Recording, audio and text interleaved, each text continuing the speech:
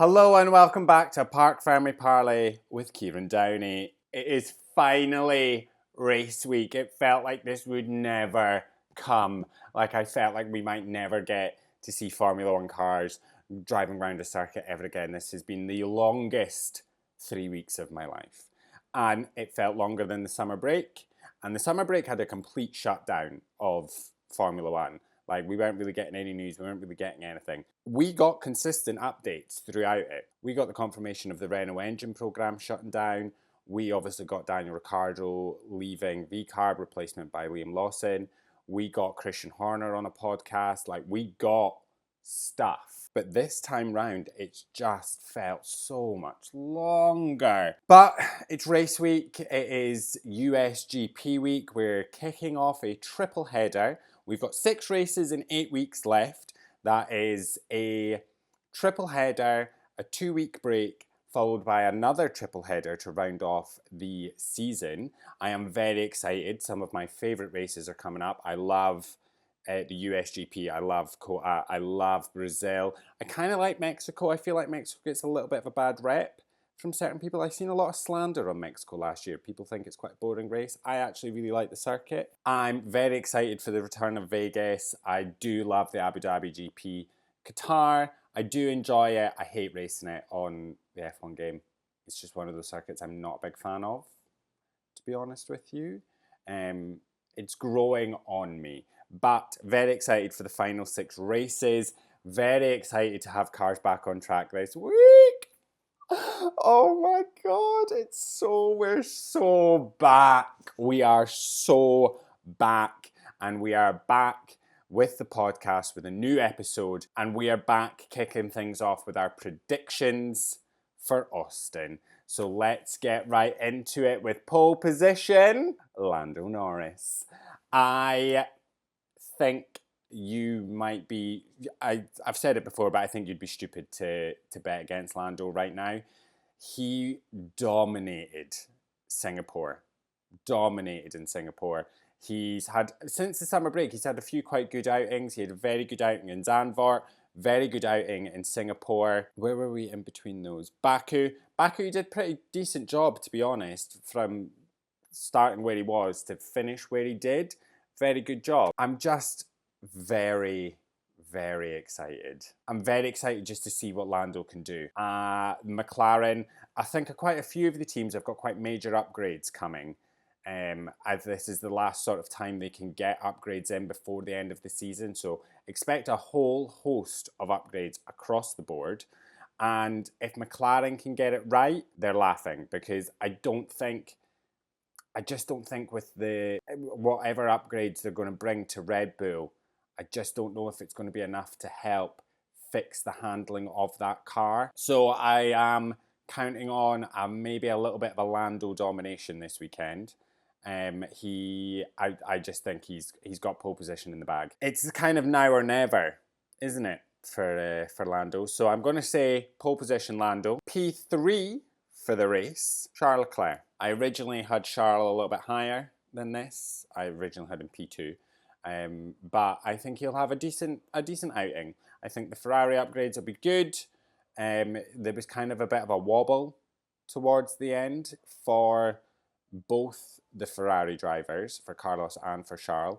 I went into Singapore having very high hopes. Qualifying ruined me.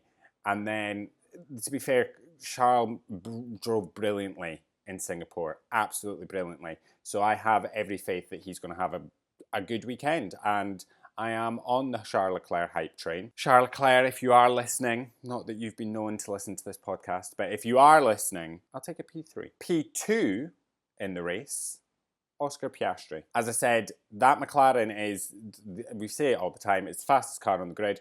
Oscar is a phenomenal driver, absolutely incredible, and I have every single faith in me that he will take P2 this weekend. Like, I think he's going to have just going to have a solid weekend, and I do think it will be close between him and whoever gets P1, but I think a little bit of a team game will happen. So for P1, I'm saying Lando Norris. I do think it will be very close between Lando and Oscar. I just think that everything will favour Lando. He is if he can pull another Singapore out the bag, I know it's a massively different circuit. That McLaren seems to be decent across the spectrum of different racetracks. And I just kind of praying that Lando's pulled it together and just has another beautiful weekend. Because what I want to see another Singapore where he is dominant, and because I do actually want to see him win the championship, but I need him to not be like the amount of times he nearly binned it into the wall in Singapore. Obviously it's a bit different because the walls aren't as close to the track, but I'm just putting it out there. I feel it in my bones. Lando Norris, as I said, you'd be stupid not to put it on Lando. You'd be stupid not to put it on Papaya right now, to be honest with you. And I have felt stupid before not putting it on Lando or putting it on one of the Papaya boys to win, and they've gone and won, and I've been like, should have really seen that one coming, shouldn't I? In terms of some other predictions for this weekend, my first one includes Lando Norris, and it is that Lando Norris will achieve a Grand Slam this weekend. He will get pole position, he will lead every lap of this Grand Prix, he will get fastest lap, and he will win the Grand Prix. I'm putting it down, a Grand Slam for Lando Norris this weekend. Another Grand Slam, actually. Oh no, it's not another Grand Slam because Ricciardo stole the fastest lap in Singapore. Kind of forgot about that. Don't know how. It's quite controversial. Anyway, Grand Slam, Lando Norris. Here we go. I'm so ready for it. I want to be back here on Sunday evening celebrating, Monday morning actually, because Sunday, it is very Sunday evening. I think the race finishes in the UK maybe about 10, 11 o'clock. So I am saying Monday morning, well, I will celebrate Sunday night. This is not the point. Monday morning, we will be talking about a Lando Norris Grand Slam. My next prediction is for Liam Lawson. Now, Liam Lawson, I would originally have said, will make it into the points. His first outing back, he will get into the points. However, I'm going to say he might be on the fringes. Do I want to say fringes or do I want to say... I'm going to say he finishes in the points. It's a bold prediction, and I don't think he'll finish high in the points. I'm thinking P10 best. The reason I'm saying that at best is because I do think he'll qualify brilliantly, but before he's even out the garage, he's been handed a 10th place grid penalty, and that he's inherited that from Ricciardo because the car, which is obviously going to be the same car, has exceeded its allocated amount of engines for this season. So he's taken a grid place penalty. I also think he might not be the only one. I do think Max might be getting another penalty for the same thing. I do remember being there a bit of a rumour about that at some point. I'm gonna say P10. P10, Liam Lawson, even though he's got a grid place, 10th place grid penalty. 10 place grid place penalty. 10 grid penalty. He's starting, wherever he qualifies, he's starting 10 places behind that. He's got a grid penalty, but I do think he'll get a point. My next prediction is with Franco Colapinto, who I believe will move up in the championship standings. He's currently sitting P19 out of 23 drivers. 23, that is wild. That this is a 20 driver championship and we actually have 23 drivers. It's obviously because we've had Oliver Bearman replacing Carlos Sainz and Kevin Magnussen respectively in 2 different races. We've obviously got Liam Lawson replacing Ricciardo, and we've got Colapinto replacing Sargent. I think Sargent will move up in the standings. He's currently P19. He's got 4 points. I think it'll be another solid weekend for Colapinto. Another couple of points in the bag. And it will take him above Esteban Ocon and Kevin Magnussen. I think he'll get another couple of points and it will move him up to above them. He'll sit just behind Oliver Bearman. My next prediction is with Sergio Perez, and I do believe we will see a slight return of form for the driver. I think he'll just have a better weekend than what he's been having recently. He's obviously had a terrible season, and I expected him to bounce back a little bit longer. I could probably say this for the next 6 races, that I expect him to perform better. He could finish P6, P7, and I'd say fantastic weekend.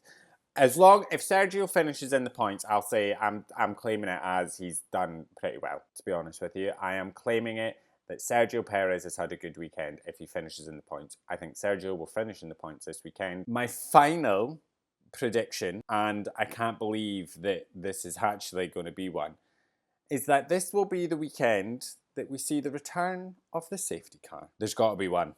There has to be a safety car at some point, right? Like, how many races have we gone without a safety car now? How many races without a safety car? 9 races without a safety car. 9. We have gone 9 races without it. I do believe that this weekend will be the weekend that the safety car will make a return. I can't believe that we didn't get one in Singapore. Of all places, Singapore. But I think there'll be some mad moment in COTA that will bring us a safety car. That first few corners, the ones that are based off Maggots and Beckett, there's going to be something there. I'm going to put it down that there will be a safety car in COTA. There you have it. Safety car in COTA, Sergio Perez return of form, Franco Colapinto's moving up the standings, Kimi Antonelli, Liam Lawson gets a point even though he's got a grid place penalty, Lando Norris Grand Slam. We're in for a great week. We are in for a fantastic race. Can't wait. We're in for a fantastic next 6 races. And what I'm really excited about for these races is that they're not... Like, listen, I love the European races. I love it being my Sunday afternoon thing that I do, that I get up in the morning, I go and have a walk and get a pastry and a coffee and I do all that nice stuff. And then I get to spend my afternoon watching, I have brunch, I spend my afternoon watching F1. I record, I have a roast for dinner. It's a great day. I'm really excited. I just love a very late night, very early morning. Right, my favourite races are when we do like Japan, China, Australia, those kind of races where I have to be up really early in the morning. Like I love a 6 a.m. race start in the UK. Probably one of the only few people that do. I loved when we were in Miami and it was like a late night race. I love watching these races where it is going to be so late at night. Anyway, that's beside the point. I am buzzing. F1 is back. I'm buzzing for it to be a nighttime race for us, but it's daytime now. I'm just very excited for the return of F1. I have watched Charles Leclerc's sunset lap on repeat. I can't get enough. Just inject it into me. I love that shit. But that is everything from us. A very short and sweet podcast episode, just with a sprinkling of predictions for COTA. We will be back on Friday. It's a sprint weekend. Oh my God, it's a sprint. Oh, we need to talk about sprint, quali, and the sprint. Right, sprint qualifying. Who do I think? Oscar Piastri. Oscar Piastri, that man is taking sprint pole position. And then for the sprint, let's go Oscar. Let's put Oscar. Oscar will win the sprint. Wait, does then that take away from Lando's Grand Slam if he hasn't won sprint quali and the sprint? Does he need to do that on a sprint weekend? I'm going to pose the question to F1 Threads. Okay, I've asked F1 Threads. I've asked Threads. Hopefully they will confirm. Oh, I just love Ollie Behrman. Hopefully they'll be able to... Oh, God, what do I do? What do I do? Because on one hand, I could even things out and say it'll be Oscar, but then does that take away from my prediction of Lando getting a Grand Slam? Refreshing Threads. Being like, can somebody answer this? I could Google it. Shall we Google it? F1 Grand Slam Sprint Weekend. Okay, I can't see anything on Google. Oh, what do you guys think? What do you think? Does it include the sprint? No. I'm going to say, oh, it should do though, shouldn't it? Because it's literally a Grand Slam. Okay, all right, if I'm sticking with Lando Norris gets a Grand Slam, the sprint race, Lando Norris on pole, Lando Norris wins. So that is pole position in the sprint race win, pole position in the Grand Prix, leads every lap, gets the fastest lap, wins the Grand Prix. I'm putting it all on Papaya, putting it all on LN4. Lando Norris will achieve a Grand Slam. I'm just saying it. And if I'm wrong and it doesn't, and Oscar wins the sprint and qualifies on Poland's sprint, I'm happy for that as well. Until I have further clarification, that is what we're going with. We will be back after Friday to cover out the free practice session and the sprint qualifying, cover everything that happened there. We'll then be back after the action where we talk about the sprint and the qualifying session, and then we'll be back after the Grand Prix on Sunday. I think that's the best way to structure this. But that is everything from us. I hope you have a lovely rest of your day. Love you. Bye.